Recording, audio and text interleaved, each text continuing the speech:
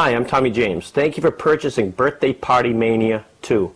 If you purchased and viewed Birthday Party Mania, you may see some familiar faces in the crowd. The reason for that is the birthday boy on this DVD, whose name is Brent, was Brandon's brother, who was the birthday boy on DVD number 1. The reason for that was, when I decided I wanted to shoot my second birthday party show, I contacted Brandon and Brent's mother asking if she was interested in having me perform for Brent's birthday party, along with the same agreement that I could bring in a professional video crew to video my show. She said yes, and the agreement was made. The only thing that changed from this venue to the last venue was the venue itself. She decided to hold it at a relative's house who had a much bigger living room. It was more accommodating to the camera crew and the larger audience that we had. On Birthday Party Mania, I spoke about prop management. I displayed my performing case, how I packed it, some of the different variations that I had in the show. If the children were older or younger, that I could switch out tricks at any time during the show. So on this DVD, I want to focus on show structure, how I actually structure my birthday party performances, and as well as my family performances too. I'm going to give you some advertising tips, some ways that you can pay to advertise, and some low-cost, no-cost ways that you can advertise to get your birthday party business off the ground. Let's begin by speaking about show structure. First of all, I don't use a backdrop in people's houses. I explained that on Birthday Party Mania 1. I simply used the backdrop this time just for the video shoot. I will only use a backdrop if somebody hires my gold package, which is my backdrop, my sound system. I perform a 3-minute musical opening act, and that's my gold package, but I do not use backdrops in people's houses. The structure of my show is between 40 to 45 minutes long. That's how I sell the show to the client when I'm speaking to them on the phone or corresponding via email. I have 3 completely different birthday party acts, and I didn't always have 3 acts. When I decided I wanted to do magic, you just don't go, oh, I'm going to be a magician, I have 3 acts. Here's 1, 2, and 3. What happens is you get interested in magic. You accumulate start accumulating props and turn those props into routines until you have a magic show and you start hiring yourself out. Over the years, if you're a magic fanatic like I was and I still am, I used to buy anything and everything that came out. There was a time in my life where I couldn't wait to get my income tax check return and spend it all on magic. So what happens over the years is you accumulate more props and you develop new routines that fit that show better. So you put those into your show, which means something has to come out of your show. So eventually you continually add props and routines to your primary show, removing tricks and routines, which will eventually become a second birthday party magic show that I developed. And it was a domino effect. Over the years, this kept happening. I would add routines to show number 1, add a new routine to show number 2 that I liked better. So something would have to come out, which eventually turned into show number 3. So I have 3 completely different, solid birthday party acts, and I'm very comfortable performing in a birthday party show, and each one can be adapted if I were performing, say, for a family audience at a family fun night in the school. Some things would have to be switched out to make it bigger, say if the audience was 200, 300 people. But the format of the show remains the same. I always use the birthday child twice in the show. The birthday child helps at the beginning of the show and at the end of the show. And it's a great selling point to the client. It's all about the birthday child. It's their special day. You want to make it special for them. I always produce my rabbits in the beginning of my shows. Now that goes against what a lot of other magicians feel about producing bunnies. I've had many magicians tell me that, you know, what's a better way to produce a bunny than a grand finale at the end of the show, and I totally agree with that. But what's wrong with having the birthday child come up and bam, having a bunny appear right at the beginning of the show? There's nothing wrong with that either. To me, there are no rules. I don't adhere to any set of rules. You know, when someone says, "Oh, this should be done this way," or "It should be done this way," I don't agree with that. You know, you got to find out what works for you. Even my cameraman Fred here, he has a motto that whenever I hear somebody say, "Oh, think outside the box," what do you say, Fred? There is no box. There is no box. There is no box. I don't adhere to rules. There are no rules. Find out what works for you, and it's going to make your birthday party business flow, in your style, not somebody else's. Now I'm gonna actually show you a side-by-side comparison of Birthday Party Mania DVD and Birthday Party Mania 2. We're going to take a look at a side-by-side comparison of how I structure my birthday party shows. To my right of me is an actual side-by-side comparison of Birthday Party Mania and Birthday Party Mania 2. Now, when you ask many magicians what their opening effect is, many magicians will give you a certain trick. To me, I like my opening tricks consist of my intro. Hey, I'm Tommy James. Are you ready to see some magic? And I call this whole this 3-set opening in both of my DVDs my opening effects.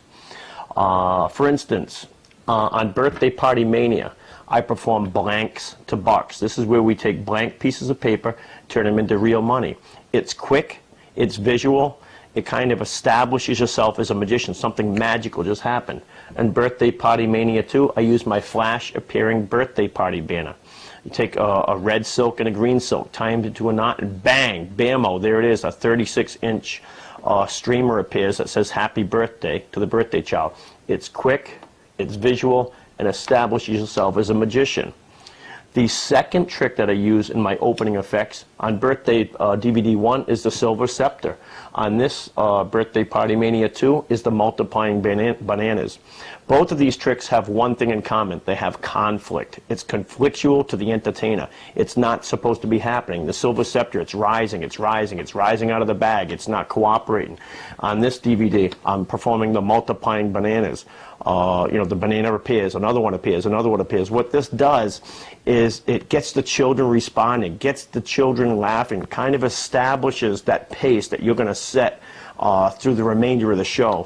The children will be able to see what kind of entertainer you are and what kind of performance they're about to see. This is followed on my first DVD by the color changing hanky. I run a white silk through my hand and it changes red. It's magical, it's to the point. On Birthday Party Mania 2, I perform the silk streamer to appearing cane.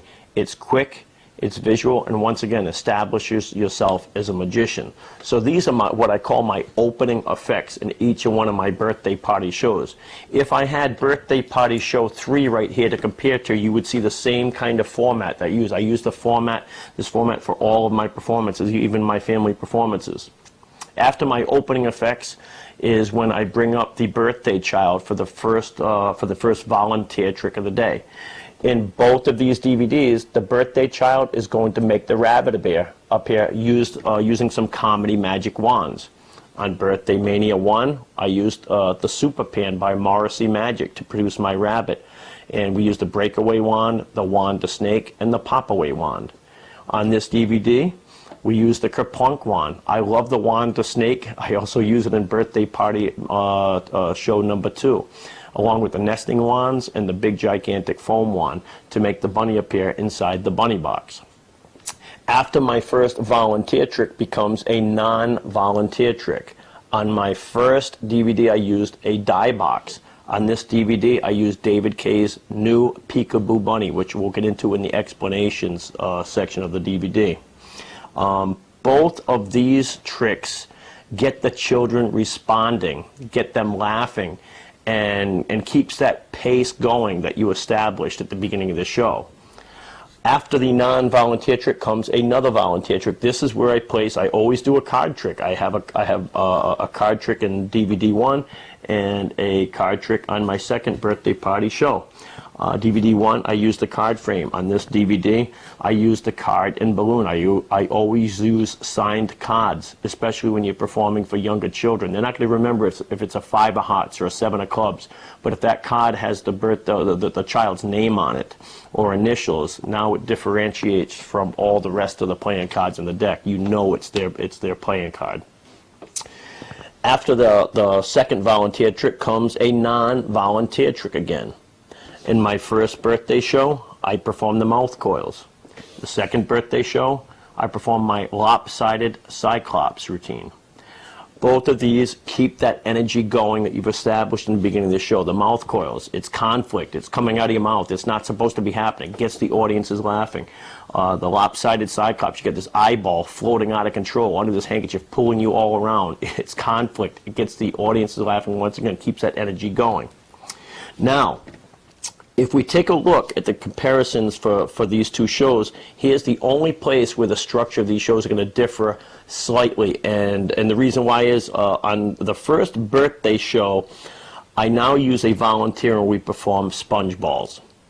And then I go right into a second volunteer trick with the perfect match. This is somebody sitting down and verbally telling me where to match up cards. So it's actually two volunteer tricks in a row where I don't use a volunteer trick. On this birthday show, I performed the rabbit in the hat puppet. The reason for that is, in this particular birthday show, Brent, the birthday boy, was 5 years old. It doesn't matter if there's a lot of older children in the crowd. I'm going to bring a show that is appropriate for the 5-year-old and his friends. He's the birthday boy. We're going to entertain the birthday boy and his friends and make it age appropriate for the birthday boy. So in this case, I like to perform the rabbit in the hat puppet trick. The time that it takes to perform the rabbit in the hat puppet trick is the same amount of time, give or take a minute, that it takes to perform the sponge balls in the perfect match in birthday show number 1. Now, if Brent, the birthday boy, or this was a birthday party for an 8-year-old, 9-year-old, 10-year-old, even though the rabbit in the hat puppet is entertaining for that group, in fact, I have adults coming up and tell me how much they enjoyed the rabbit in the hat and what kind of personality he has. It's so entertaining. I use it in my large stage shows too. It's just a great all-around piece to use. But if the birthday child, like I said, was 8, 9, or 10 years old, this is where it would change. I would perform an 8 to 9 minute cut-in restored rope trick with comedy scissors and everything. So this is the same of this, the rabbit in the hat puppet would change. It would become cut and restored rope trick, which is the same amount of time as it would take to perform these two tricks on Birthday Party Mania 1. The show ends with the birthday child helping for the second and last time of the show. On my first DVD, Brandon helped me with the nested boxes, followed with birthday wishes, standing there with the big happy birthday sign, which is a great way to end a birthday party show. On this show, I brought Brent back up. Brent performed the lollipop trick, the whole lollipop routine called Pop, Pop, Poof. We'll get into that in the explanations. And once again, if time-wise, it takes about the same time, which I close out with the no-tear newspaper. It takes the same amount of time just about to perform Pop, Pop, Puff and the no-tear newspaper as it does to perform the nested boxes with birthday wishes. So this is how I format my birthday party magic shows. The thing about formatting a show is once you get a format that works for you, you can use that as a sort of like a template to make and choreograph other performances. And like I said, if I had a comparison of my third birthday party show, you'd see how it was choreographed exactly the same as birthday 1 and birthday show 2. I found out what works for me, and it makes it a lot easier when I'm making other performances. So that's how I structure my birthday shows. And let's get into some advertising tips to boost your birthday party business.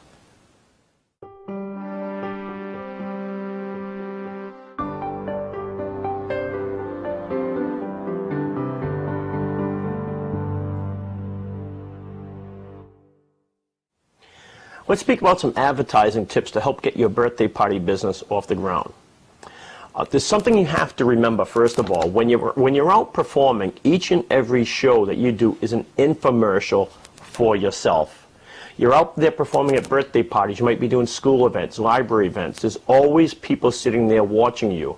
You should be selling yourself. There's an old adage, you get one chance to make a good first impression. So if you're out there performing and you're putting on very good performances, and most important, you're good with children and you have a likability factor, the audience likes you, you're going to get shows.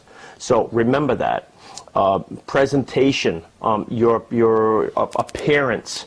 You don't want to go in looking like a slob. Believe it or not, I carry a hairspray and hairbrush in my car. You might think that I wouldn't, but in between shows, I like to tidy up. I do have some hairspray, you know, and I let my hair grow a little longer, so I want to look neat when I go in. I carry handy wipes. In between shows, you're making balloon animals from show to show. You know, your hands get dirty. I carry handy wipes in there. I wipe my hands off after every show. I carry breath mints in my car. A lint brush. In between every show, before I go into that next show, I get out and I take the lint brush and I lint off my pants. You know, the rabbit has fur. Fur flies all over the place sometimes. You get it all over your pants. Hygiene is important.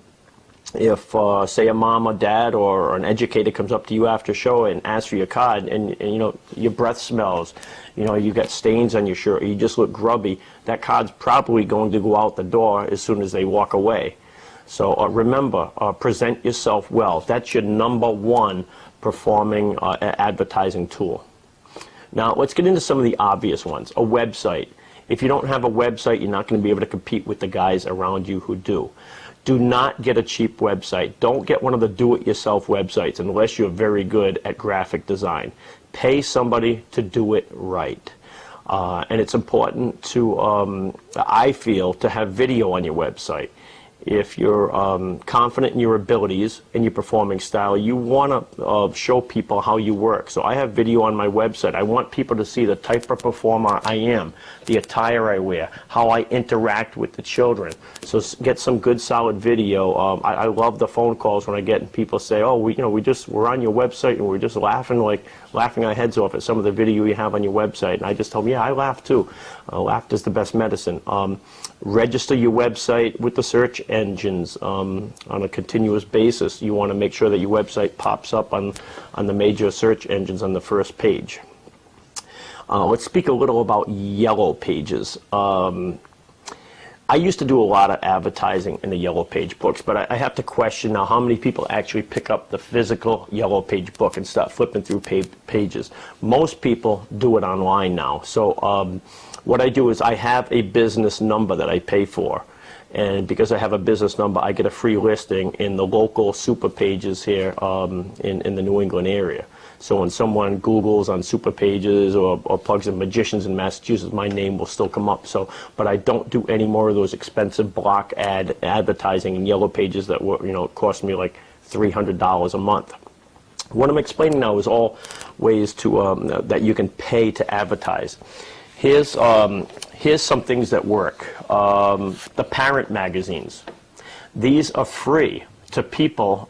Usually you'll find these in supermarkets, libraries, and convenience stores, stuff like that. These are free to people, and these are very, very effective, and they work. Here's a page with a whole bunch of different entertainers toward the back of the Boston Parents magazine. This is another local one, the Parent Bug. Many entertainers advertising here. These are full-color ads. These are not cheap to advertise in, but they work. I don't advertise in these anymore because I don't have to. I've been performing so long. I've been out there. So many people have my cards. The only real advertising that I do myself right now is Google AdWords, pay-per-click. I'm not going to spend a lot of time in this video explaining what it is, but if you want to find out more about it, just Google it, go online, and Google Ads, pay-per-click, and you come up with what you need to do to register. And essentially what it is, it's an advertising. If you plug in your search engines, for instance, magicians in Houston, Texas, what's going to happen is the search engines are going to pull up many entertainers on the first page. Above those entertainers are going to be 3 paid ads. You only pay for them if somebody clicks on it. Pay-per-click is, for instance, you may bid 50 cents a click, so every time somebody clicks on your ad, it's going to cost you 50 cents. Toward the right of those search engines, too, on the main page, you'll see many different also pay-per-click ads. When you click on those ads, that actually costs that person something. So the higher you bid, for instance, if you bid $1 or $1.25 a click, the higher your name is going to come up on those paid ads. It might be in the top 3. So that's the only real advertising I do now because I don't have to do this anymore. These work, but they're expensive to advertise in. Another way you can advertise is online agencies. You've got Gig Salad, you've got Gig Masters, Party Pop. These are all agencies that you can become a member. You pay a membership. Gig Masters, for instance, it's about I think it's $50 for every 3 months. So for $200 a year, you get many leads through Gig Masters. I used to do that. I don't do it anymore. Once again, the only thing I do right now is pay-per-click and being an infomercial for myself out there and performing. What about vehicle advertising?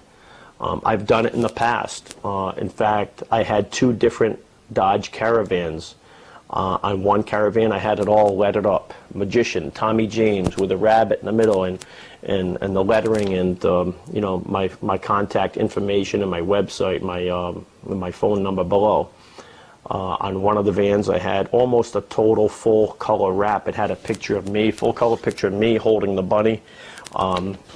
These are great ways to get exposure, and great ways for people to ride down the highway looking at you, going like this to you as they drive by you. All right, not to mention that, but I don't do that anymore either. My wife kind of was too embarrassed to get in my vans when we went to, and I could understand that philosophy. So I think I removed everything from my van about 3 years ago. And another way, economical way, is to get the vehicle magnetic signs. That way you can put them onto your door and take them off as you wish. You know, I mean, you're driving somewhere, it's great exposure. Why not use it? Let's get into some ways that you can advertise while you're performing. I've seen magicians use, in fact, they have their website on one of their performing cases, you know, joemagic.com. That's one thing you can do to get more exposure. If someone's watching your show, you know, they might be apt to take a pen and pencil, pen and paper, and write down your website. What about handouts to kids? I've heard some entertainers having coloring book pages, which you hand out, and these coloring book pages have your promotional information on the bottom. Each child would get one. You could use those in larger shows too, hand them out at family fun nights. The kids can go home and color them. And I guess the idea is, you know, maybe it would get pasted to the refrigerator, and maybe when it's time for that child's birthday, maybe the parent will see it and remind them, and maybe call you and hire you for the birthday party, etc. I've never gone that route. I have to question how many of those would just get thrown out, you know, and just put to the wayside, but it is a way that some people use to advertise. Business cards these days are extremely cheap. You can get 5,000 colored business cards, both sides, for under $100 these days. What I do probably goes against a lot what a lot of other entertainers might do at a party, but I hand out business cards at the end. I may not have done it on the video, but my normal procedure at the end, after I make a balloon animal for the child and a balloon hat for the birthday child, I usually sit them down and I'll say, now, when you come up to get a balloon, I have these business cards right here. Take one of these home. Give them to mom or dad. Tell them you want Tommy James at your birthday party. I have a whole new show, all new magic tricks, and you'll become the star of the show. Like I said, it goes against what a lot of guys would do, but this is a fierce market we're in, especially up here in the Northeast. And so if that's what it takes to put the idea into the kid's head, to take it home, and you know, I mean, I get a lot of performances that way. You know, I'll get calls, oh, my son or daughter recently saw you at a birthday party, and they really want you for their party, so it's a domino effect. So I actually do that during my parties. Remember, every show you do is an infomercial. I carry my school literature on me. At a birthday party, I've had moms or dads or educators come up that are affiliated with schools. They might be a school teacher or a PTO president.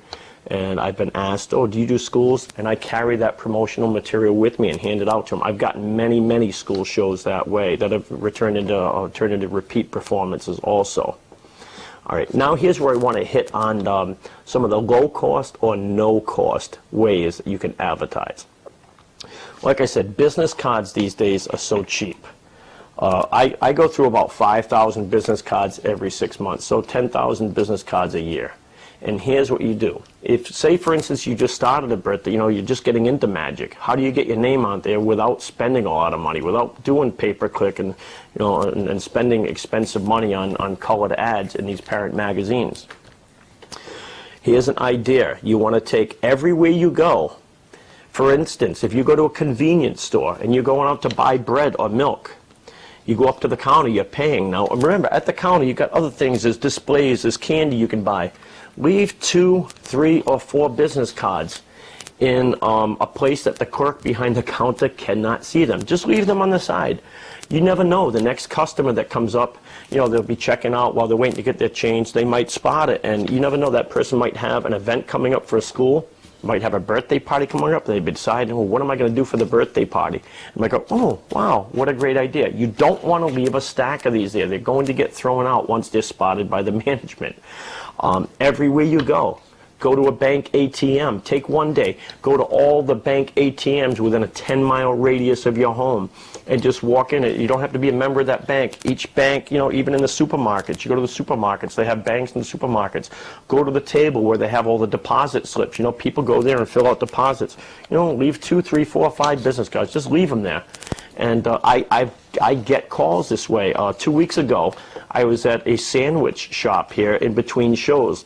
The name of the sandwich shop is not important, but anyway, I got my sandwich. I left these in a place that was not visible to the person behind the counter. Literally, within 2 hours, I got a call from some guy. Hey, I just got your business card. I was wondering what your rate is for my child's birthday party, and I booked the show.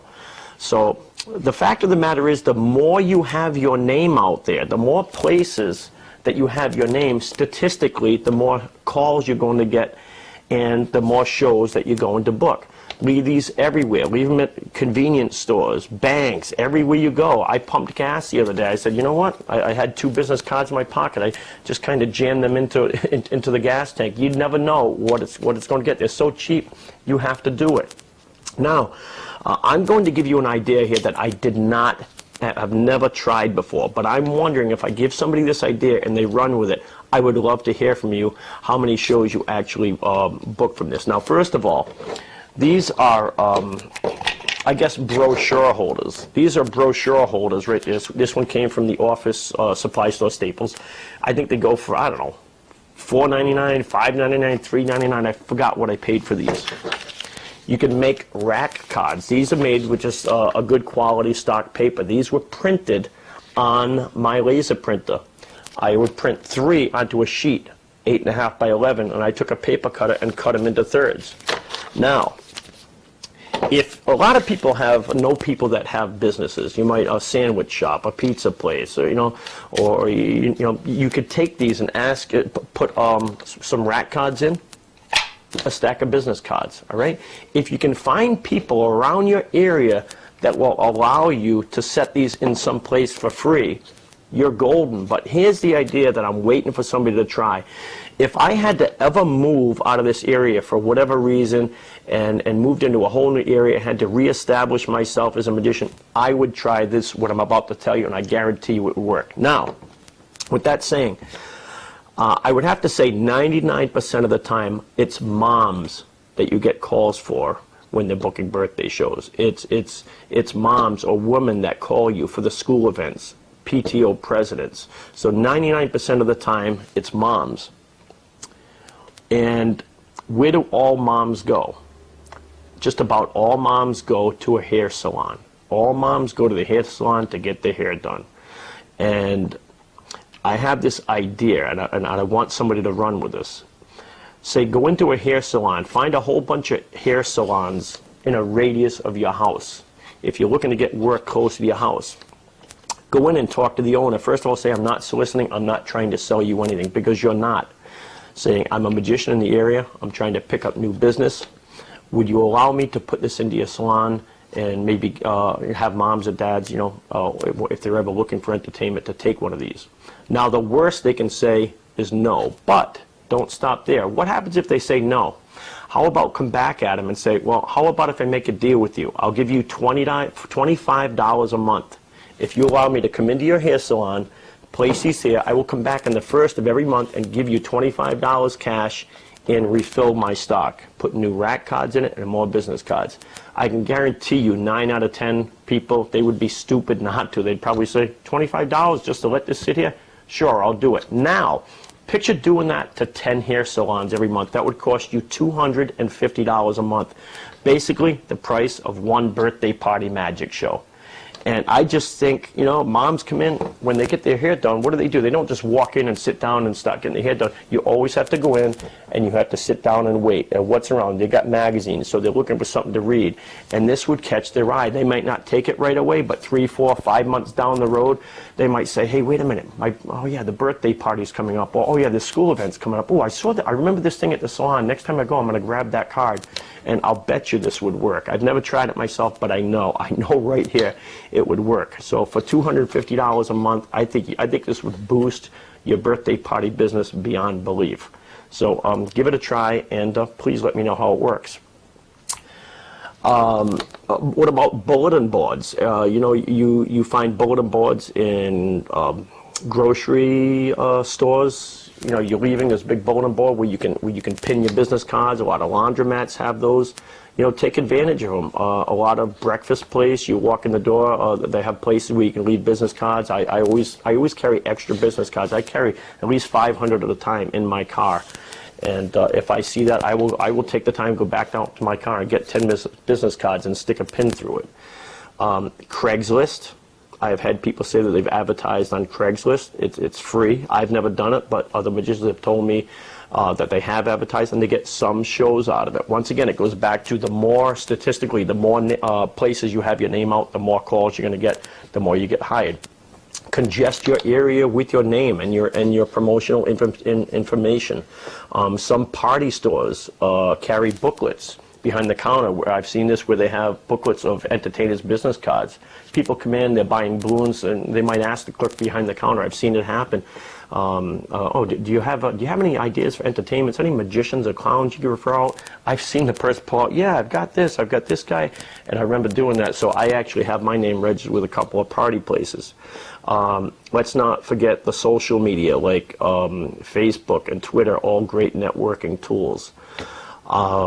And I'm going to give you one of my tools. It's invaluable.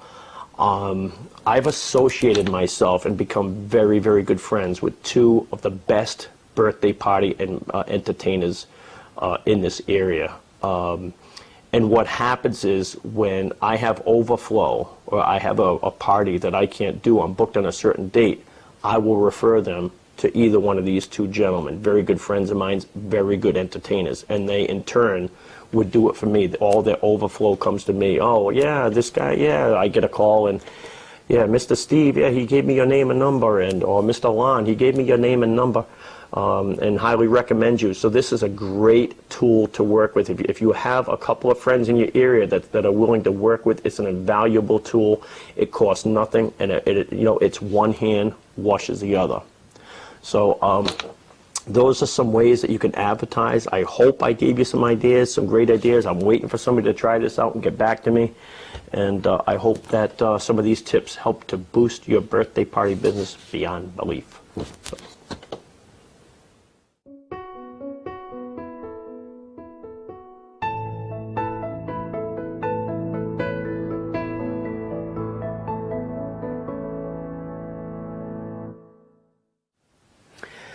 This is my flash appearing happy birthday banner. How this idea came about was, years ago I had a banner like this that said Merry Christmas. It was made by P&A Silks. And I had the idea of using it as a 20th century silk production type of trick by taking a blue 18-inch silk handkerchief, sewing a pocket into it, and then I sewed the I would attach one end, knotted end, to the Merry Christmas banner, tuck that down into the blue silk. So I wanted to perform this for a birthday party too, but I couldn't find any banners on the market that said Happy Birthday. So I designed this, had them produced, and I actually sell these now on my website at TommyJamesMagic.com. Some of the dealers also carry these, so look for your favorite magic dealer, or you can order these right off my website. It's pretty straightforward. I actually designed the corners of the blue of the banner to be blue for a reason. So what you do is, this effect comes with an 18-inch, well, blue, purple, call it what you want. And this is sewn into a pocket silk. It's sewn down the side here and the side here. Now what you do is you take the corner of the blue silk handkerchief with the pocket and tie it to the corner of the Happy Birthday banner. If you're new to magic and you're not familiar with what we call the 20th century silk production, this is an idea called, it's an idea that's used called the 20th century silks, a way of producing a silk from inside a silk. So what you do now is you tuck this banner down into the handkerchief like so. Sometimes this will come out twisted. Most of the time I can get it straight where it actually appears, and I don't have to untwist it all, but on occasion it does come out twisted. So what you do, this is where the corner of that banner comes in handy. Because the handkerchief is blue, you want the blue corner of this silk is now sticking out of the little pocket you can see there, which you pinch the corner of the handkerchief here. Here's the corner of the banner sticking out, and your whole hand comes around, pinches it here, and hides the fact that there's a hole and a pocket in the handkerchief. Now, under some certain lighting, especially if you had lighting behind you, you'd be able to see that just a shadow, a slight shadow of the other silk in the handkerchief. So what I do is I always try to keep this in front of my body, and when I present this and I bring it out with the red silk handkerchief in front of the blue. Now, if you remember the pattern, I said I'm going to spell out a special message for the birthday boy using a green handkerchief and a yellow handkerchief, immediately placing the red handkerchief back in front of the blue so they can't see that shadow. And then the kids go, no, you got it wrong. Oh, I'm sorry, a yellow and a green. I called the green one yellow and the yellow one green. So look back on the DVD at the performance. You'll see the actual whole routine. To perform this very simply, you tie the corner of the streamer, the Happy Birthday banner, to the corner of the red silk handkerchief. You want to be careful. Sometimes I turn my body because I have to open my hands. I don't want to expose the pocket with the Happy Birthday silk inside. Tie them into a knot.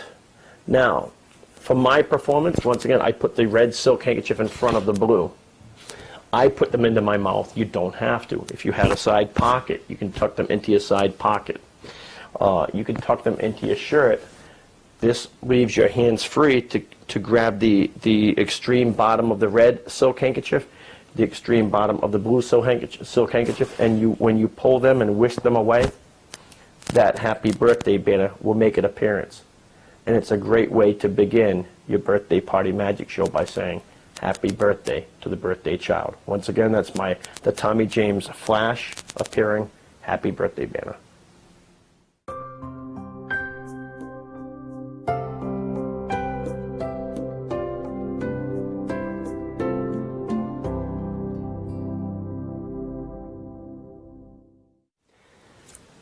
As I explained in the structure of my shows, I don't use any one particular effect that I call my opening effect. It's a collaboration of 3 effects to establish myself in the pace of the show. So I start with my flash appearing Happy Birthday banner, and I immediately go into the multiplying bananas. This is a Dan Garrett product, and I love this trick. I also have a version of it. He's got multiplying carrots that I use in my Halloween safety magic show. So essentially this is just a perpetual movement of 2 items, and here's how it works. One of the bananas, now you have to remember, I'm not a big guy. I'm probably about 5'7", and I have small hands, so if I can do this, you can do this.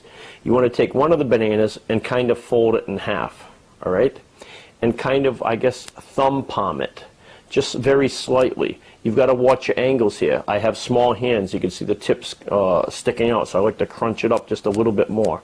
Crunch it up and just keep the perpetual movement going of the bananas. And here's how it works. We're going to give you a behind-the-scenes view. Now, here's this banana that you're showing. This other banana is thumb-palmed in your hand. The bottom of the banana is to the, I guess, which would be your left. The top of the banana, you can tell there is a top and the bottom. So the bottom of the banana is to your left. Here's essentially what happens. As I come up with the bananas, these two fingers are going to grab this banana here and take this banana away, while these two fingers here, right here, are going to grab the bottom of this banana. So essentially, I'm going to do it in very slow motion. It's going to be like this. These fingers grab here, these fingers grab here, take this up and away, and the next banana will make its appearance. Let's do it again. This banana would then, I would pretend I would put it into my table. As it's going into my table, I simply crunch it back into my hand, put it into like a thumb palm position, so I'm holding it like this. You're not coming out here and talking for a while like this. You're coming right back up to the banana. Once again, these fingers grab here, while these fingers are grabbing the bottom of the banana that's thumb palmed and pulling it up. Back into the table, comes out like this, boom. So it's one perpetual motion. Perpetual bananas come back out, boom. From the front, it looks very magical. It almost looks like you might have nesting bananas, that they're just nesting together. Look how magical that looks. You're taking that away, there's another one appears. So this is conflict. Put a little acting into this, like, wow, this isn't supposed to be happening. I'm going bananas. And just a great way to get that energy flowing in the show. Just the multiplying bananas. You can just do this the whole show. Just go into the birthday party and just do this for an hour. Stand there, do this for an hour in front of the kids and see if you get paid or you get thrown out of the birthday party. Anyway, that's Dan Garrett's Multiplying Bananas.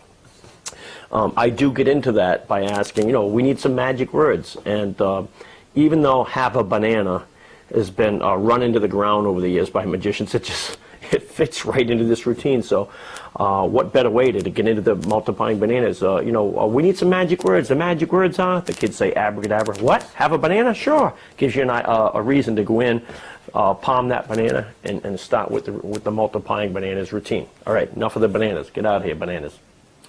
I then go into the silk streamer to cane. This is a Fantasio appearing cane. So this is set in the back of my table. I know exactly where it is. I can go in and I can unlock the mechanism. If you're new to magic, you're not familiar with the appearing cane, this is it's got a locking mechanism that must be pushed forward. Now this cane will actually open up and pull that streamer inside. All right, so that's what an appearing cane does. The routine that I use for this is not mine. Ron Conley, Conley's House of Magic. Ron, in his book, Drugs, Strangers, and Other Dangers, that was the name of the book, he uses this routine toward the beginning of his show as I believe it's an opener. And I took that and I adapted it to this show a long time ago, and I called Ron when I was planning on videoing this DVD, and I asked him permission if I could use that on my DVD, and what a great guy. He said yes, and so thank you, Ron Conley, for that. So look back on the DVD, you could say we have to test the magic words now. We established the magic words are abracadabra. Let's see if they're going to work. I actually use the same routine in my new reading show, which is called Hands Up to Reading. I do the same thing that you saw me do on the DVD.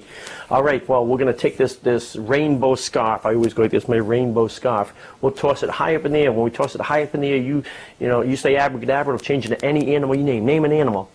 And so whatever they say, it's going to be a different animal. Even if they say elephant first, I'll go, elephant? Anything but an elephant. Name an animal. If they say giraffe, anything but a giraffe. A hippopotamus I can do. Name an animal. Hippopotamus, great. So with the Fantasio appearing cane, if you use a very thin streamer, I can now toss this high up in the air, and it will change. It will pull the silk streamer into the cane, and it's a nice visual effect. Once again, establish yourself as a magician. An elephant, funniest looking elephant I've ever seen in my life. So that's the third part of my opening effect, and thank you, Ron Conley, for allowing me to use that.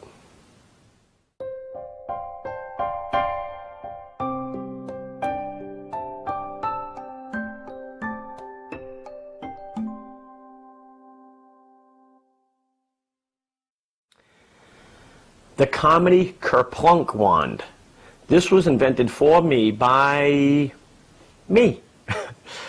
In November of 2011, I released my Comedy Christmas Magic Wand. It's a red wand with white tips and a big white pom-pom at the top. And the idea behind it was, hey, Santa, I asked Santa last year for a magic wand. You want to see what he sent me? And you bring it out, and it's the silliest looking wand you've ever seen. So so many magicians bought that prop and liked the idea. They emailed me asking, well, are you going to make a different version for year-round use without having to use a red wand with white tips and a pom-pom? And so after some thinking, experimenting, this is what I come up with, the Comedy Kerplunk wand. Essentially, it's a piece of PVC pipe decorated. It has a button. You can see the button blends in with the prismatic tape, prismatic decoration. And the simple process of pulling back this button, there's a dowel, a wooden dowel inside with a magnet on the end of it. There is also a magnet screwed into the tip of this piece of PVC. So they will adhere to each other. And the simple process of pulling this button back will allow the tip to fall off. So when I was designing this routine, all my routines, by the way, that I produce, everything you find on my website that I sell is audience tested by me before I mass produce them. I'll produce something, try it out in my shows for a little while. If I like it, if I feel it gets good audience reactions, then I'll mass produce them and sell them to the magic fraternity. While I was in the process of making this and developing this, and developing the routine, something happened which brought this trick full circle. Yeah, it's okay to just come out and it could drop it off. You could do that 10 times, but there was no ending. I didn't have an ending to the routine until one day this was sitting on the table and I touched it and this happened. And I'm like, whoa, wait a minute, what's this? I'm onto something. And then when I took the button and I pressed that button forward, it brought the dowel toward the end, which has the magnet, and caused this to happen. And it was a euphoric moment. I immediately got out of my chair, opened my office door, went out to my wife, and I'm like, honey, you gotta watch this. This was hanging there like this, and look what happens when you do this. And her response was, that's another $5 for that wand. So this is, it brought it full circle. It was a perfect ending to this routine. How else? It's no better way to end it. So this is my Comedy Kerplunk wand. And a bunch of different phases. You can make your own routine with it. There's the part where I put it back on, stick it onto my finger. Oh no, I can't find it. So the whole routine, I think how it plays for about 4 minutes. The idea for the bags, the nesting bags, was not mine. When I was trying to develop a new wand, I was speaking with Robert Blake. Robert Blake is a magician from the Netherlands. And during one of his emails, when I told him my idea for the Kerplunk wand, he goes, you know what a great idea would be to add to that? Was to have nesting bags with it. And I'm like, wow, what a great idea. You can't find the wand. It's in another bag. Oh, you open the bag. It's not in that. There's another bag. So Robert Blake, thank you so much. That is a perfect idea. And made, like I said, brought this whole routine full circle. These are available on my website, once again, at TommyJamesMagic.com, and many magic dealers carry these. So that's the Comedy Kerplunk wand.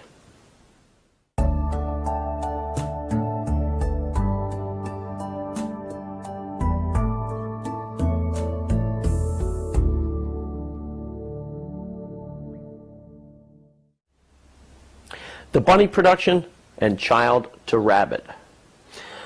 Let's start off with the, even though I start with the bunny, with the stuffed bunnies first, let's start with the volunteer trick where I bring the birthday child up as the first volunteer trick in the show. Now, I've been performing this routine for many years. In this day and age, in the world of so politically correct, you have to be extremely careful how you touch children in your shows. I'm a very hands-on performer. Check out the lollipop trick with pop, pop, poof as I'm pulling the kid all over the place and positioning kids by the shoulders. I always touch the kid by the shoulders. This one right here gets a little more sensitive.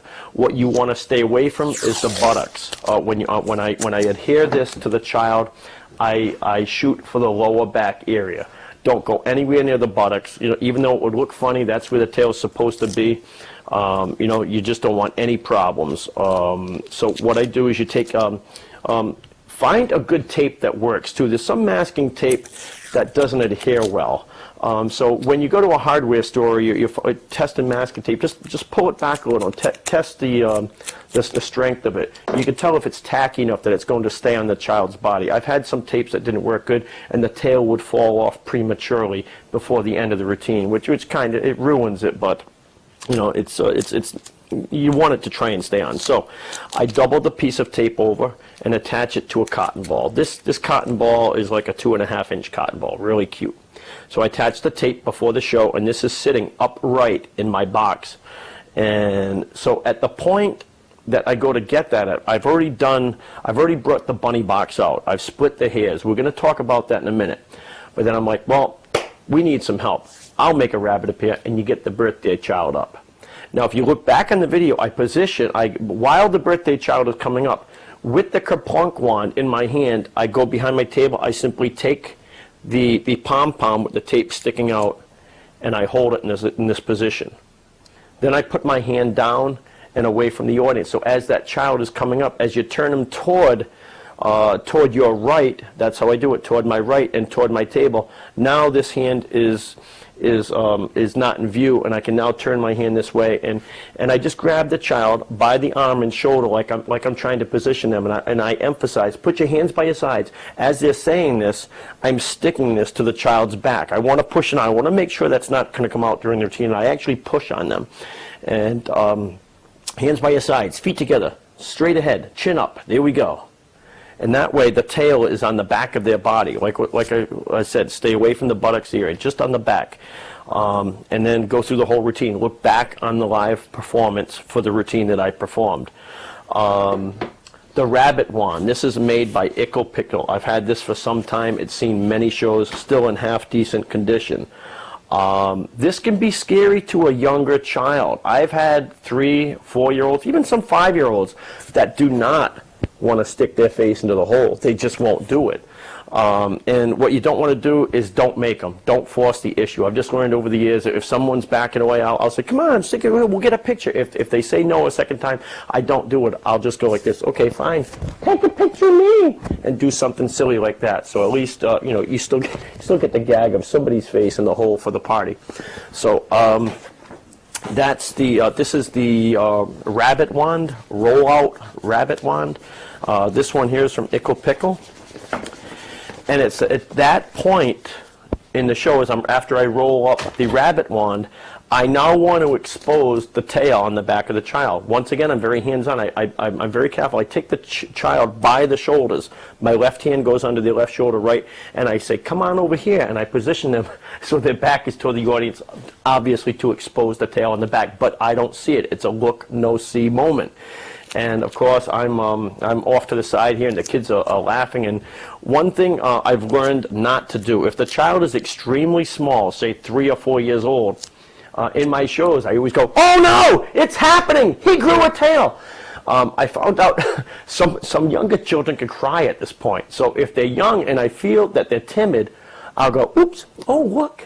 I won't be as loud and obnoxious. I'll be like, ooh, I think he grew a little tail. I've had kids cry, like get so scared they start running away at that point, and I'll have to grab them and pull the tail off before they leave. I'm like, hey, come back here. I didn't walk away when you walked in. So, some children, all children have different temperaments, so just be aware of your volunteer and feel that they're too timid for it. 9 times out of 10, they're not. But I take that off, tell them to turn to the audience and take a bow. As they're doing that, as they're taking a bow, I take a bow myself. Left hand in front, right hand behind, and I simply attach the cotton ball to myself. Thank you. No, here, let me show you how to take a bow. And you actually show them and exposing the tail on your back. The kids think this is really funny. What? I have a bunny tail? I do not have a bunny tail. You pull it out, and in amazement, I do have a bunny tail. I can't believe I have a bunny. And I simply bring it up and stick it to my head. So this is comedy. You can play it up. You can try to put it away and have it stick to both hands if you want. I don't play with this too much. I simply just toss it to the side. All right.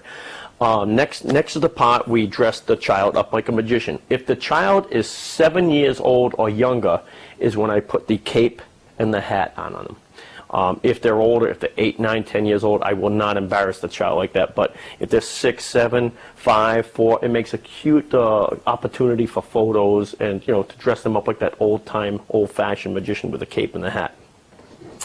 I then give them the kapunk wand to hold. As they go to touch it, I release the button, allowing that piece to drop off again. Wait a minute. Don't worry. I've got some glue. I did use this in Birthday Party Mania 1. I use this in all my shows. This is something that I invented. It's called Elmo's Squirting Glue Bottle. These are available on my website only. You will not find any dealers carrying these. These are only available on my website. I found the right type of bottles, the right size string, and I found out a way to cut the holes perfectly to make this string shoot a straight 2 feet across when it comes out. I do try to, I do try to aim for the lower chin. You want to try and stay away from the eyes with this. You just don't want that string hitting him in the eyes and having the kid, like, not be able to see. It won't look good, and maybe you'll not get paid or something. But anyway, that's Elmo's Squirting Glue Bottle. So they've broken the wand, made in China. I actually just put this wand away. And a wand that I use in all my shows, the wand to snake. This is a Derek Rutt creation. Derek Rutt, sadly, as this time I hear no longer makes these. I think there is a knockoff made in China, but I own like 5 of these things, and it's simply just a spring snake coiled up on the end of the wand with a big what do you call that?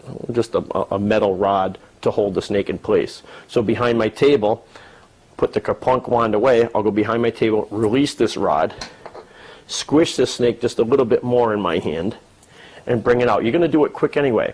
And I time this. I take the child's hand with my hand. I take the child by the wrist, and I time it as their hand is going to go around that hand. 2 things happen at the same time. I turn and look away as the child's hand's closing. At the same time, I release the snake and walk away. Now, 9 times out of 10, that child will actually hold the snake.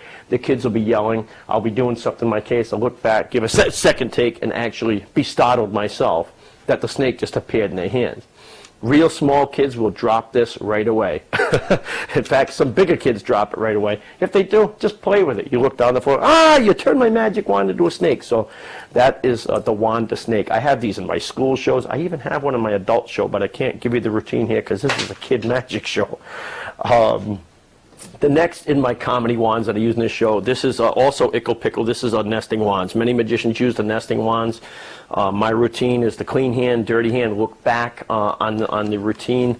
Some magicians may look and say, "Oh, he's telling the child he's got a dirty hand." Come on, guys. You know what? It's all in the comedy byplay. I've never had anyone have a problem with me saying that the child's got a dirty hand. It's all comedy. Look back in the routine. This is there's many sets, different sets of nested wands out there. I've owned many different ones. And even though there is a great variation in the size of these wands, like I said, I play it for comedy. I don't care. Some wands, they have, you pull them out, they all look the same size. Doesn't matter to me. I'm playing this for comedy. So that's the nested wands by Ickle Pickle. Now, the giant foam wand. These are available by some magic deals. I know Marty Hahn from Dazzling Magic does carry these too.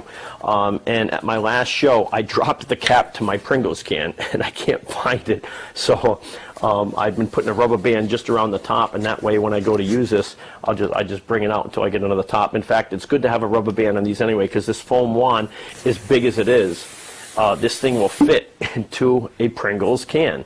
And they're relatively cheap. These things go, I don't know, $10 or $15 or something. They're relatively cheap, and I added this to my show a few years back. But these will fit down into a Pringles can very nicely. So what you want to do is put the cap on, and I put a rubber band around the whole thing anyway, because if you don't, it can pop that cap off prematurely, and you go back to your case, and the thing's like sticking out like this. You got to stick it back in. So that's the foam wand. These are great props, and it's light. It weighs, what, an ounce maybe. Takes up no weight inside your case.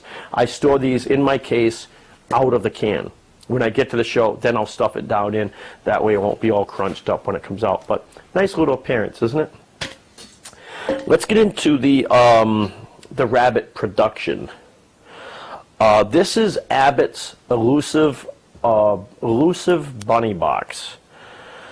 I've had this for years, and I've redesigned it. I've painted it over many times because it's been through so many shows. So what I did is I painted it blue, and because of the imperfections in the wood, it's made from plywood, so over the years it gets dented and scratched. So what I did is, the method of sponging, I think they call it, when you paint walls in a house, is a way to sponge, and that's what I did. I just took a different light colored paint and sponged all over it. It kind of gives it that textured look and hides all the imperfections in the box. The graphic of the bunny, I put that on myself years ago. I figured, hey, I'm going to produce a bunny. Let's have a bunny on the front of the box. So that's why I designed it that way. This actually works. This is a black art principle. If you're new to magic and you don't know what the black art principle is, it's something that's just black on black. And there's a little flap in here, which you would load your real bunny into the back of the box, pull up this flap, and then when you close the box, there's a little lip here on the top of the box that will hold that flap in place. And you can lock the box so that lid will not go anywhere. Now, what I do in my shows, if you noticed, I do not open the doors wide open. What that does is it will let more light in. If the kids are too close, it'll kind of spoil the illusion away, and they may see that it is actually a slanted board in there. So when I open this box, I open them to just 45-degree angles, and I don't hold it open that long. There's no need to overprove it's empty. Take it, show it to the audience. It's empty. Close the doors. There's nothing in the box. So that's how I present this effect. Now, the two rabbits called splitting the hairs. I don't know who's exactly associated with inventing the trick, but when I wanted to do this effect, I only added the hairs, these two rabbits, I want to say like 3 months ago to this routine. So this was kind of new to me. I was looking for the trick called splitting the hairs. I did contact Abbott's Magic, and they said they didn't have any in stock, and this was the first time that they'd had a request in a couple of years from them. And I was on the phone with them, and they didn't say, well, do you want us to make any for you? And the call kind of ended there. So I went online, I searched, I found these rabbits online. These are Webkin rabbits, Webkins, and these cost, I want to say, about $7 a piece. So with shipping, for $20, I got two rabbits. What I did is I made my own splitting the hairs. It's not really a magic trick. It's more of a gag than anything, but it actually is startling to the lay audience. So what I did was I took one of the Webkins, I took a knife, and I cut the back of the rabbit open. It was actually a seam back there. And I removed the stuffing. Then I took a white needle and a thread, and I sewed it all around the openings of that rabbit to keep it from fraying. You don't want a frayed rabbit. Okay, that was bad. Now, the same thing with the other bunny. I opened the back of the bunny and I took the stuffing out of it, and then I re-sewed this bunny completely closed. So what you can do now is this rabbit, also let me just emphasize too, on the paw of each rabbit, it had a little emblem, a little seal that said, it was a Webkins seal. And I didn't want to pull these out and be obvious that they were Webkin rabbits. So I actually cut the seal out of the rabbit's paw and then just sewed the paw up so that emblem, that seal, would not be there anymore. That tag that said Webkins. This rabbit, well now, if you take this rabbit and you can stuff his head into the back of this rabbit, then I stuffed the front feet in. It's almost like this rabbit's doing a piggyback on this rabbit. Then I stuffed the back feet in, and he kind of fits nicely back there, just like so. Take the extra tail, tuck it in. Looks just like one rabbit. Now, if you look back on the routine that I did, I show the box empty, saying, I'm going to make a rabbit appear in the box now. What I do is I go behind the box, I pull this out. As I'm pulling this out, that's when I start emphasizing, you better not be peeking either. No peeking as I place the bunny in the box. Well, of course, all the kids are peeking. They didn't have their eyes closed. You place that into the box. Now, the routine that you saw me perform about the no peeking. What? You saw me? You were peeking? That's not fair. I said not to peek, and you peeked. That was patter from the late Bruce Bray. Bruce Bray was a cadaver member who is no longer with us. I have on file his peanut butter and jelly routine, and this was actually part of his peanut butter and jelly routine, where he would say, all right, no peeking, and he would make the peanut butter and jelly change places, and then the kids would all call him on it. Say, yeah, and he would say, oh, you're peeking, that's not fair. I said, not to peek, and you peeked. So I basically took Bruce's patter from his peanut butter and jelly routine, and I just worked it into this, and it really enhanced this routine. So thank you, Bruce. It's a great bit of business. And then you say to the child, you know, I'm going to tell him a secret, and you better not listen. Don't anyone else listen. I can't really make a rabbit up here. Now, you didn't hear what I said. Fine, what did I say? And they will tell you, you said you can't make a rabbit up here. So great stuff from Bruce Bray, really. So to finish the splitting of the hairs, I simply reach in, I grab the rabbit by the neck that's inside the other rabbit. I grab this rabbit by the neck, back of the neck, and by simply, I'll do it in slow motion, just pulling apart, the rabbit comes out. So no need in splitting hairs like that. And as you can hear from the audience, the reaction from the audience, and I act startled too, like, whoa, 2 rabbits just appeared, like out of 1. So it's not really magic. I think it's more of a bit of business, but still, it's really entertaining to the lay audience. So to finish the rabbit, we're going to need one of those rabbits. Let's pretend this was my real rabbit. He gets loaded into the back of the box. The black art flap comes up, gets locked in place. Now it's time for the birthday boy to wave that big foam magic wand and say the magic words. Now, what happens to release this flap and bring that bunny into view, these doors are closed, but I'm going to keep them open just for clarifying purposes so you can see what happens. You have to actually lift this lid up to release the flap and make the rabbit appear. So these are closed. When he waves the magic wand the first time, says abracadabra, let me look. I release the flap. Now the bunny has appeared, but they don't see me. I'll go, no, it didn't work yet. That's my excuse for lifting up this top flap, was to release the rabbit. So then the birthday child waves the magic wand, and you open it up. By this time, a couple of seconds have elapsed, so that bunny has had a chance to move from the back and maybe get a little more comfortable toward the front of the box. So when you open it up, I always like to do the look, no, see with principle with my rabbit, and the rabbit has made its appearance, and the birthday child has just made a rabbit appear, and it's a point in their life they will never forget. And I use that as a selling point in my show. When I'm speaking to my client, I said, your child will make the rabbit appear. That way they'll always remember they made a rabbit appear, not the magician. What a great selling point for a birthday party show.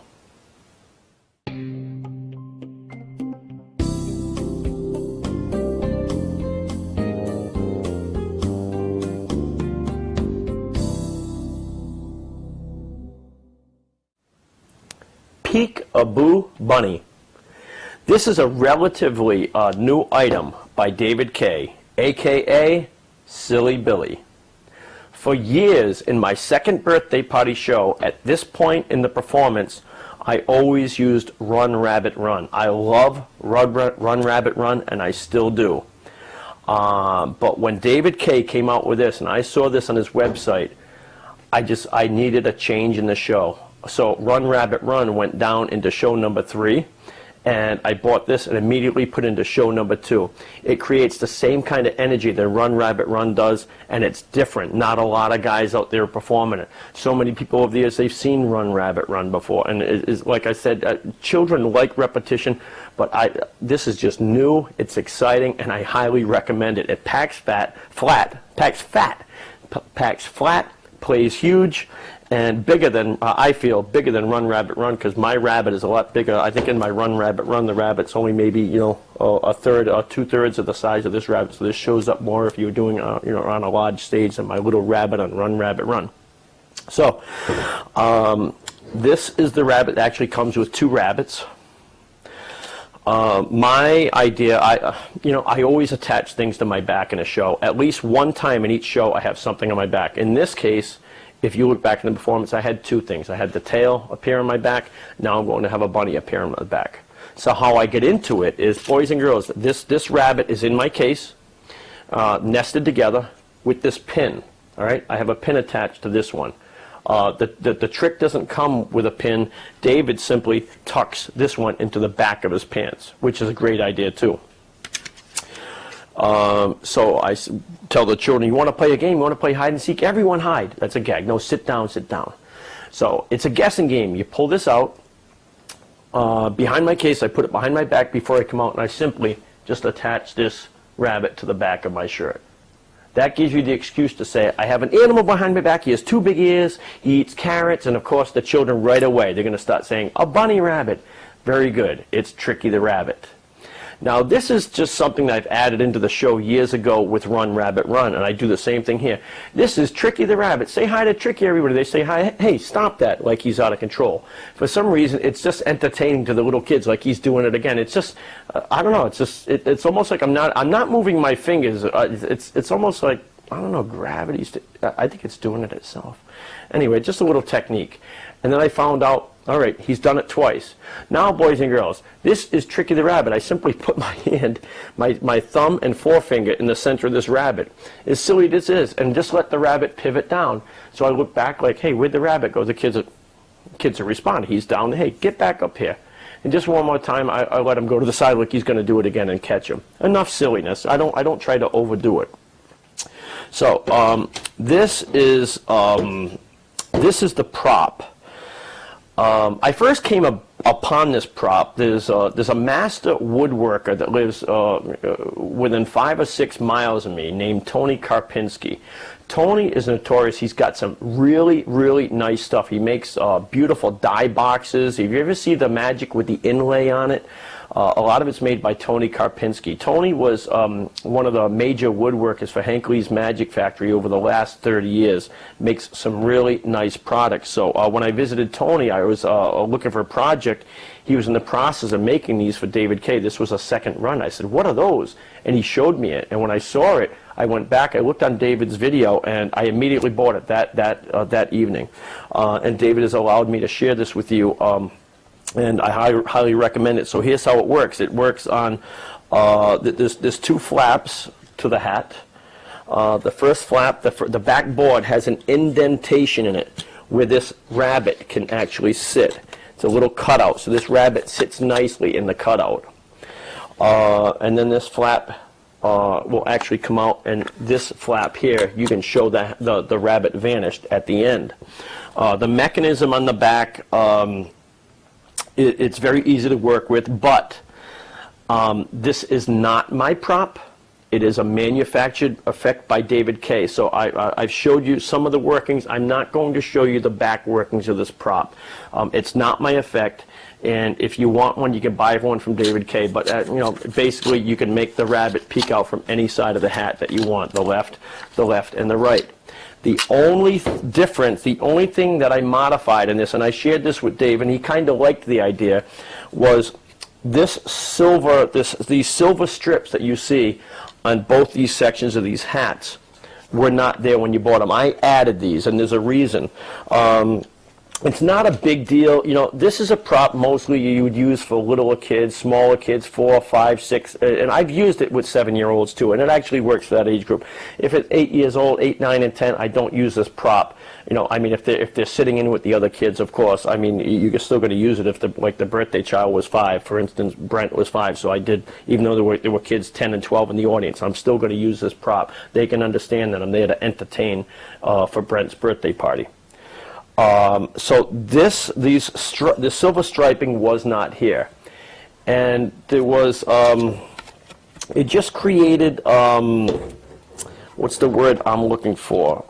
There wasn't a consistency between the rabbit sitting in the indentation and when you showed the rabbit empty, it was just a flat piece of board. There was no indentation, and I didn't like that. It just, for my purpose, I outlined it in silver. That way, you know, they see the rabbit sitting in the house. When you finally open it, I wanted to see something similar. I wanted to see that, oh, you know, that way that there's an outline where the rabbit was, and it's kind of hard to see straight on. Anyway, if there really is an indentation there, so very quickly you can show the rabbit gone and then turn around and show that it's reappeared on your back.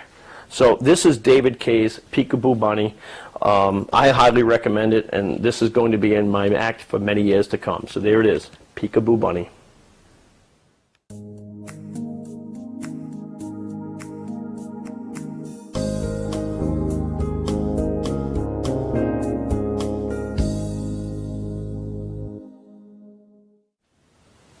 David Regal's Sudden Deck 3. This is a really magical way to produce a deck of playing cards. But, however, this is a marketed effect. It is not my effect. Therefore, I'm not at liberty to give away the secret. It's relatively cheap, and it's straight to the point, and it's magical. In show number 1, I produced my cards using my flash appearing bag to produce a deck of cards. So I wanted something different for show number 2, so I've been using this for some time. Usually it gets an ooh and ah from the audience when that blank deck changes into a printed deck and then the deck appears. In this case, it was cricket, cricket, cricket. Now, there's probably an explanation for that. Sometimes magic is so good or so strong that people don't applaud, or there are no responses because they're looking in disbelief and trying to figure out how that happened. I think that was the case here. I've been using it for some time, and usually, especially with the older children, they usually get some kind of reaction. So that's sudden deck 3. Now, normally I would switch the deck out, the card case out, and use a normal card case. In this performance, when we shot the DVD, I must have left my card case somewhere else at the show. I'm very good with my props.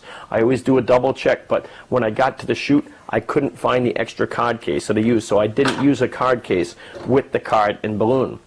The card and balloon trick, this is an India model, I believe. I've been doing this for years. It was inspired by David Ginn's book. I think it was in Children Laugh Louder. I don't quote me, or Live Kid Biz. That David Ginn has a routine with a card and balloon. Also, Al Lampkin has a great routine in his book, The Funniest Magic Show in the World. Between those two routines, it inspired me years ago to put this into my show. It's good, strong visual magic. I do a lot of clowning around in my show. There's a lot of conflict, but I still like strong magic, and this is top notch. I love the reaction this gets when the card appears inside that balloon, especially from the adults. It's a real magical moment. So here's how it works. This whole contraption comes apart for traveling. Okay, so this is in my case. Before the show, obviously I set this thing up and put this onto my table. And let me show you how this works. There is a little an arm, a pivoting arm that moves back. This has a pin on it attached to it. So, and also a clip, which will hold the card nice and tightly in place. Now, this arm to set up gets pivoted back like this, and there's a little clip, a little holder, which holds that arm in place until the moment that you need that card to appear. Now, here's essentially what happens. The bottom card of the deck will slide into the holder and into that little clip on the back. So the process of me taking my thumb and pushing this lever that way will release the arm and bring that card up into place. This pin will pop the balloon first. Real magical moment. Now let me get into the routine and how I actually work this. Let me reset this. I like stuff that doesn't take a lot of setup either. This is perfect. What it takes you 5 seconds to set it up. I don't use large balloons. I think these are 6-inch balloons. Don't use 9s or 12s. They're too big. You want to get a small balloon. Put this in. I like to have the balloon sticking out the back where that pin is going to be able to contact it and pop that balloon. Now, what happens is I have the child, all my cards, tricks that I use in my shows, I have the children sign the cards. Little kids can't differentiate. They're not going to remember if it was a jack of clubs. They might not remember it was a 10 of clubs or a jack of spades, etc. So I always have the child, in this version, sign the card. I believe in the instructions that come with something like this. You use a duplicate card. And so, for instance, if somebody chose a 5 of hearts, you would have a duplicate 5 of hearts already set up into this tray, covered with a silk handkerchief. I never liked the idea. I liked it stronger. I wanted to do it with a signed card, and this is how I came about it. So, I'm not going to get into a lot of card control here. There are many, many books, tapes, and DVDs, videotapes, the dinosaur age, DVDs that you can get on card handling and how to control cards. I use a very simple controlling method. We're going to pretend, well, the child chose the 5 of hearts, okay? And what we do is we have them put it into the center of the deck. Just to clarify, I'm going to keep this card. Normally it's face down, but I'll keep it face up so you can actually see what happens. As I put the top deck onto their signed card, I get a little finger pinky finger break. If you're new to magic, this is called a finger break, a pinky break in the cards. From the front, it looks like this. As I put them on, give it a little riffle. It looks very fair that you just covered the cards and it's in the center of the deck. But it's not. You're holding that pinky break. Now I want to control that card. I want to get it back to the top. So this is called a biddle grip. I come over with my fingers, I touch the front of the cards. My thumb connects the back of the cards, holding that break in place. Now I can remove my pinky. My left thumb is going to riffle half of that bottom of the deck into my right hand. I'm going to immediately bring that up. This is called a double undercut, where my hand comes back down, takes the second set of cards, and brings it back up. Essentially, all this does is brings the signed card to the top of the deck. Now, here's what it looks like in real time. They've signed their 5 of hearts. They place it onto the top of the deck. You place it on. Give it a little riffle, a double undercut. Looks like you're just messing up the cards. But really, you brought it to the top of the deck.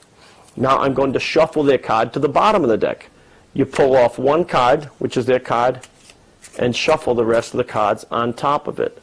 From the audience's point of view, take the top card, their signed card, pull one off, and immediately just start shuffling the other cards on top of it. That brings their card to the bottom of the deck. With David Regal's sudden deck, I put it away into my case, and normally I would bring this deck out, this empty card case, and place these cards into the empty card case. Now, I didn't have this card case for the show. It's never happened before. So I had to improvise. I went without a card case, which it still worked fine, but I had a little trouble lining these cards up because it wasn't in my normal wheelhouse there, as they call it. So what I did is I just placed these into the tray and shoving this bottom card, which it did exactly what it just did in the show. It went back in. It lined itself back up with the deck of the cards, so I had to re-pull it out. And I pulled that card down and into the clip. But that's not how I normally perform this trick. I put the cards into the card case, and here's how it works. Into the card case. My left thumb will now come over. Their card is on top, and I'll just pull their top card away, taking the flap and putting the flap in between the rest of the cards and their signed card.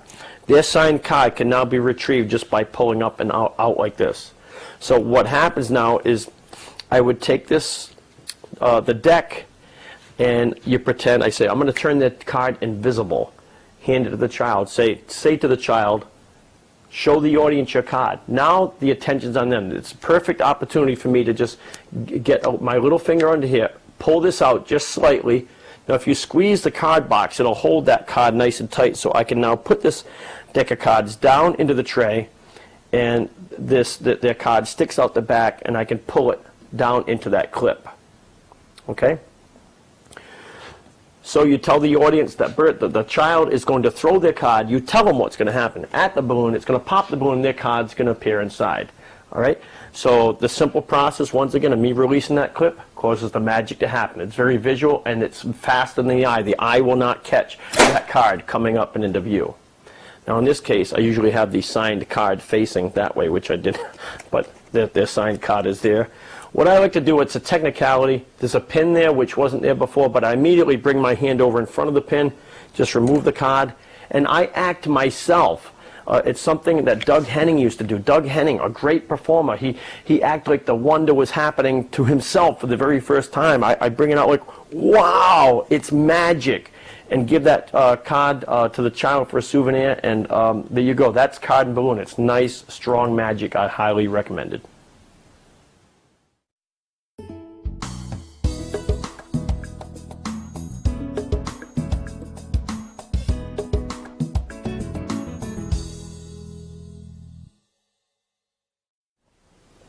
The lopsided Cyclops. This idea came about, I'm not sure if you've ever seen my Halloween Safety Magic show. In my Halloween show, I do a floating zombie skull. Then I place the skull into the box where the skull starts rising out. It's big. It's probably about 10 inches square is the box. And it's something I've always wanted to perform in birthday parties, but it was much too big. So I came up with this invention, and I called it the lopsided Cyclops. I wanted something that was practical for smaller venues such as birthday parties. They could be done in houses, but then again, still be able to be performed on a stage. And this is what I came up with. I designed the eyeball. It's a normal classic zombie effect. The zombie is credited to Joe Carson. He was the inventor of the original zombie effect many years ago, which essentially uses, if you're new to magic and you don't know a zombie effect, uses a rod which attaches to your finger, a cork on the end, and I guess a grommet, I guess you could call it, embedded into the eyeball. So essentially this is what you're doing underneath the cloth. Everything's controlled by one finger. So this is what I came up with, the lopsided Cyclops. What I wanted to do is a lot of zombie effects will have a separate pedestal you have to carry. Put the pedestal down, put the eyeball down. I wanted everything compact. I wanted everything to instantly reset in between shows. So what I did was this is a marketed effect by me. You can find this on my website. Once again, some dealers carry this, so check out your favorite magic dealer too. I attached the wooden ring to act as the base for the ball. That way, when you get to a show, you won't have to be looking through your case. Where'd that pedestal go? Everything's in one piece. Everything's just packs together. You pull it out, perform the trick, put it away, and you're ready for the next show. So the eyeball will sit on top of the box like that. It's a perfect pedestal for the box. And what you do is you have this behind your table, and I call this the darkest cloak in the world.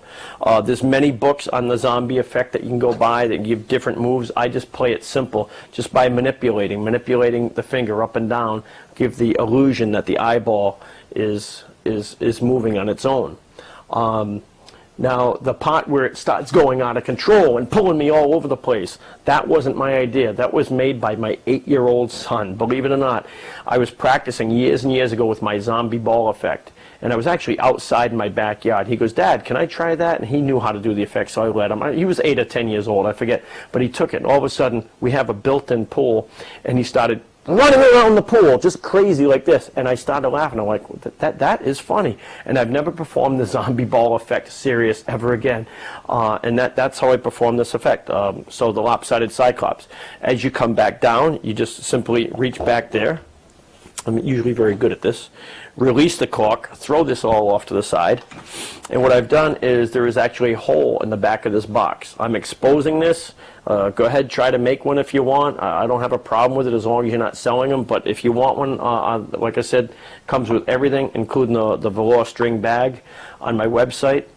What you want to do is you could probably see on camera the hole in the back of the box. So when I'm performing this, you want to keep this tilted back. When you open this box, you always tilt it away from the audience so they don't see this telltale hole in the back of the box.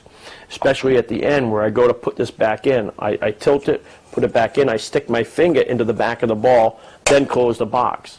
And just the process of me raising my index finger will raise the lid of the box, saying it's another great look, no see time in my show where the kids are screaming that it's coming up. I look, I see it, I push it back down. Look it up, I push it back down.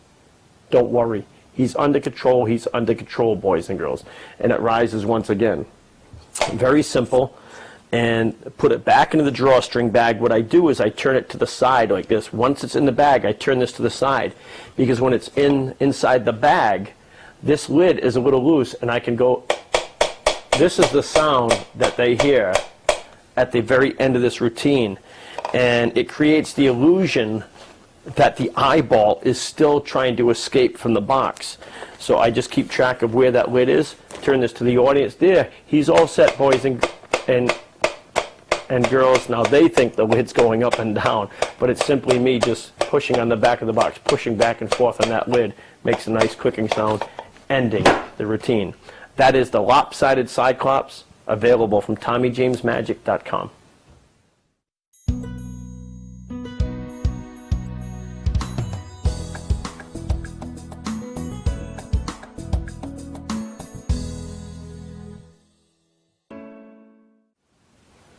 That's better.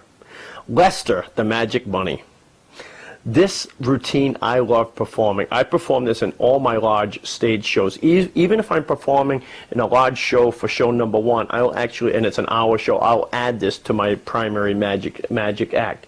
It's highly entertaining. It's great for all ages.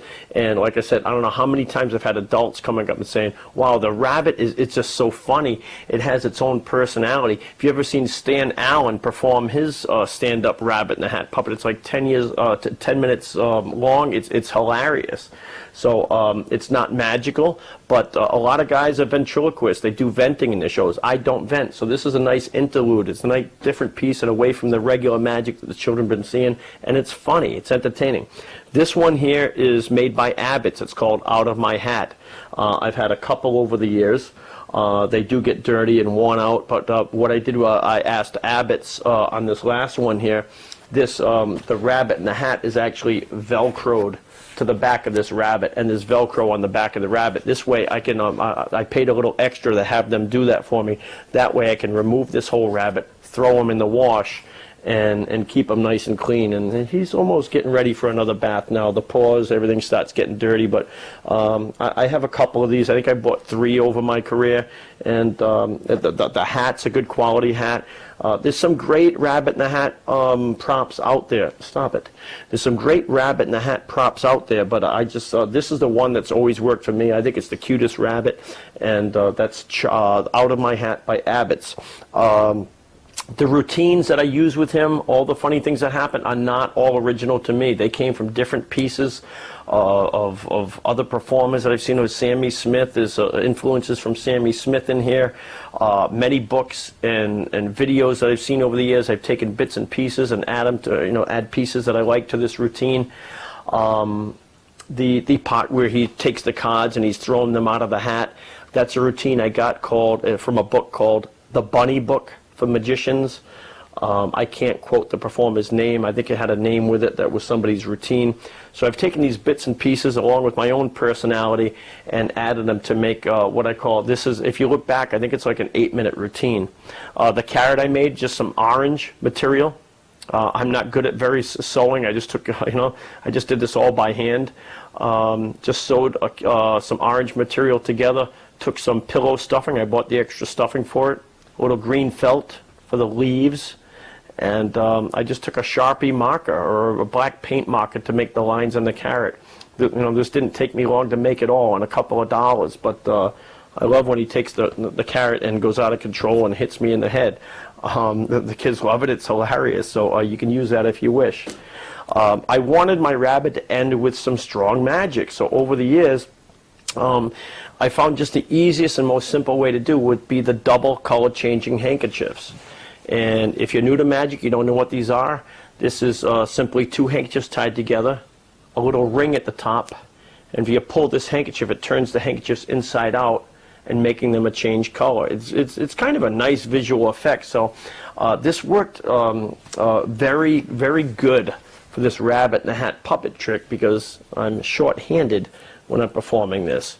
So it's built up. He does a lot of all these funny routines, then makes these change color. Very simply, I take the rabbit's paws, I grab the ring with my other hand. I want to make it appear as if the rabbit is running his hands down over the handkerchiefs and making it change color. So that's the ending of this routine. For the whole routine, once again, thank you. Look back on the live performance, but that is the Out of My Hat. Lester. Stop it.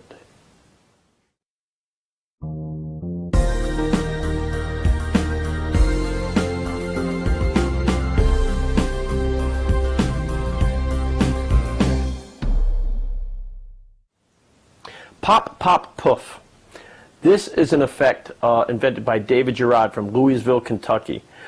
It's put out by Samuel Patrick Smith. It's available on his website. It doesn't come with a change bag. That's just part of the routine that I added to the lollipop trick. When I wanted to shoot this DVD, I contacted Sammy Smith, who put me in touch with David Gerard, and has allowed me to give the explanation, even though this is a marketed effect, give the explanation in hopes that you will purchase it from Sammy Smith himself. So it's a great routine. When this first came out, I immediately recognized the entertainment value this could have in a birthday party magic show for kids. So before we get into the lollipop construction, let's get into the routine I use with the change bag. This was a routine that I've been using for years, even before I started performing the pop, pop, poof routine of making the two handkerchiefs appear in the change bag. And the idea of the nesting, multiplying bottles, I've used before too. I use it in my Halloween magic show too. I just think it's a nice added extra piece if you bring out a bag and say, oh, wait a minute, what's inside the bag? Oh, yeah, sorry, I forgot I put that in there. You know, do some magic before you do some magic with the bag, if that makes any sense at all. So I have a set of 4 nesting multiplying bottles. These were nested multiplying bottles made in India, a set that I had. And I actually took all the labels off and painted them, and I put soda labels on just as something different. So, so before the trick even starts, you're actually producing some bottles, a little more magic. All right. The bag I use, I have many change bags. This one, I believe, is a Bazaar de Magic change bag. And this one has the working handles. If you're new to magic, these change bags work with little mechanisms on the handle where you can change sections. I don't generally use change bags if the children are 8 years old, 9 years old, 10 years old. But for the little groups, I still use them if the children are 7 or under. So this is a triple change bag. I have the red handkerchief on one side, the middle chamber empty, and then the left side with the blue handkerchief. So look back on the routine. I'm not going to spend a lot of time explaining the routine. It's simple, straightforward. Just look back on the live video and you can check out the routine. This is genius. Once again, pack small, plays big. First of all, Tootsie Pops come in small. This is a general size Tootsie Pop. If you purchase this effect from Sammy Smith, this is the size of the lollipops that you're going to get to perform the trick. And I used these for years. They're perfect for the birthday party shows. But I wanted to make mine bigger. So when I was performing for a larger audience, say if there was 100 or 200, now you know, it's, you know, I'll use these bigger lollipops that I made myself. Let me show you how they work. Essentially, this is, I like this trick because it's you're left totally clean at the end.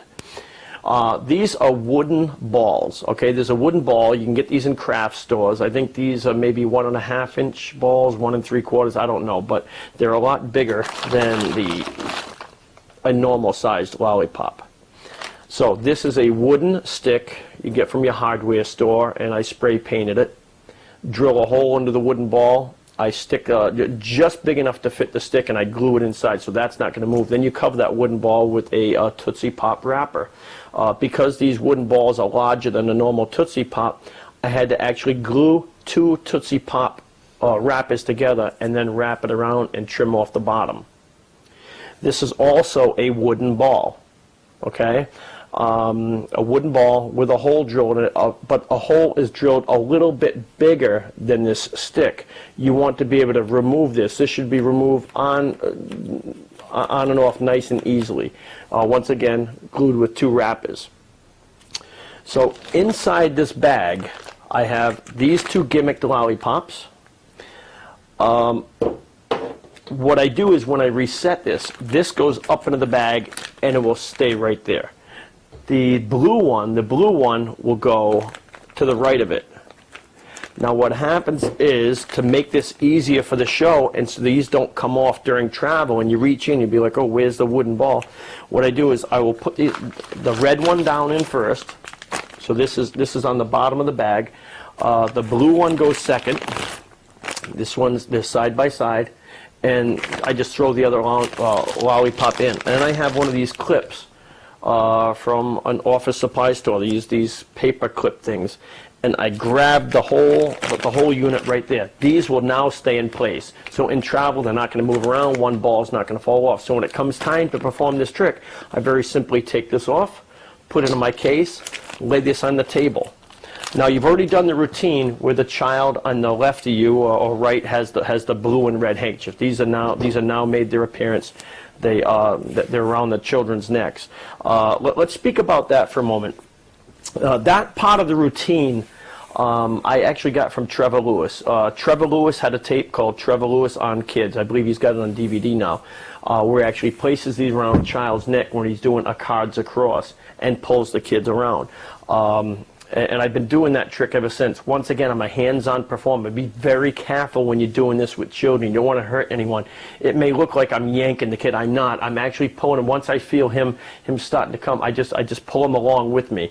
I always make sure that I'm ready in case that child goes to fall. I've never over the years had a problem doing this routine the way I do it. So if it doesn't fit your style, don't do it. But it fits my style, and it's something I learned from Trevor Lewis. Trevor's great. He's one of my idols, and I guess you can probably see a lot of influences in my shows from Trevor Lewis. So what I want to do is I always do the blue handkerchief first, because I know the blue lollipop is next to the red one. It's in the middle. So I reach in. What you do is you're going to bring the lollipops out like this. I hold on to that ball so it doesn't come off as I'm taking them out. Then you hold it very simply, like you're holding a lollipop, like you're going to eat it, okay? So you've got the red lollipop hidden behind your palm. You ask the child with the blue handkerchief to remove their lollipop. Now here's what happens underneath the handkerchief. As you go to cover the lollipop, the behind-the-scenes view is this. It's a very simple move, bringing this blue lollipop into the palm of your hand. What you do is you cover the red lollipop, wrap it up nice and tight, and as you go to hold it to the child, you're very simply going to palm off the ball, the blue part of the lollipop. What I like to do to take heat away from this hand is, as I'm handing this to the child, bring this hand down and put it against my body, almost like I'm saying, here you go. So if you're not good at palming, just bring it down and put your hand flat. You can now open your hand. That ball is just resting against your body. So almost as if you're just resting against your body. And you say, hold it up nice and high, like the statue of, and the kids will say, liberty. So now, once again, just repalm it just a little. It's not rocket science. Just a very slight pressure. You can palm these things. What you do now, this is facing the audience. I like to use the joke, look at the child with the red handkerchief. Oh, look, you look like a little redneck. Under that bad joke, I now reach in with this hand. You can drop the blue lollipop off that you just palmed out, and you bring out the red gimmick lollipop. So now you've got the blue ball hidden.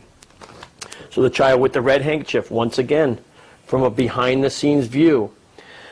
These silk handkerchiefs can be thin sometimes, so especially with the red, the blue might show through it if you look really close. So once again, here it comes under the handkerchief. You're holding it like this. You pivot down, bringing that red removable lollipop into your hand and put it over. Now, like I said, if you're in close proximity to this, it almost gives a shade of blue. So I like to double it up here. I like to double the cloth. That way it completely hides the blue lollipop. Palming the red one off. All right, once again, handing it to the child on your right. Here you go. You hold it nice and high. All right, like the Statue of Liberty. Now we need a magic lollipop. Now you don't have to run here. You're not being chased. Don't hide. If you're half decent at palming, I drop my hands by my sides. Okay, now we need a magic lollipop. So you're not running here. You're not hiding anything. Remember, when you're standing still, a normal person, your hands aren't out like this. People don't go. You don't see people walking around like this. Hey, how you doing? There's a natural curvature to your hands. So when you're just relaxed at your side, look at the natural curvature of my hands. All right. Now look at the natural curvature of my hand when I have it palmed. There's not a big difference. So don't run. Don't be afraid. No one's looking. In the audience's mind, the children have the lollipops under those handkerchiefs. Don't run. You're not being chased. Pick up the bag. You've got plenty of cover here now to go back into the bag with your hand palm toward the audience, dropping that red ball back into the bag and pulling out the little orange one or whatever you have in there. I like to try to hold the other one the same as I held the other ones, as you know, just keep it the continuity of the trick going. and then look back on the routine, you know, pop, pop, puff, puff. You see all, you look back for all the patter, and it's really a magical moment when those children, and I love the responses, even from the adults, when they pull their handkerchiefs off and see that the magic has happened. Emphasize in their very own hands, the magic happened right in your hands. Give them a nice big hand, and you know, then I like to do the joke. I like to give it away that they're only wooden, because I've had so many kids used to say, "Can I keep these?" I go, "Well, no, you see, because they're wooden." So I came up with that line. All right, now it would be very unfair to hand these to Johnny and Susie. Besides, they're wooden, so they wouldn't taste any good. That's why you can't hand them out. And I end with, but I have some jelly beans. This is an 8-foot snake, okay? And I hate to even show this on the DVD because I don't believe these are available anymore. I bought this, I want to say almost 30 years ago from Hankley's Magic Factory. And Hankley is, to this date, is no longer in business. So I don't know if you can get an 8-foot snake. If you want to, you could take, 2 or 3 snakes, take the cloths off, tie them, tape them together, then have a seamstress maybe find some snake-looking material in a fabric store and have somebody sew the material and sew it onto a snake. But you don't need it to be 8 feet. It could be, your regular spring snakes that you use, a 3 or 4 foot snake. You could do the same thing. It doesn't have to be an 8-foot snake, but I really wish these were readily available. I'd buy one for another one of my performing cases. But this is a solid look back. It's got to be an 8-minute routine at least. I haven't performed it, but great routine to use with the birthday child. And you're almost ending the show. A lot of fun, and I highly recommend it. That's called Pop Pop Puff by David Gerard.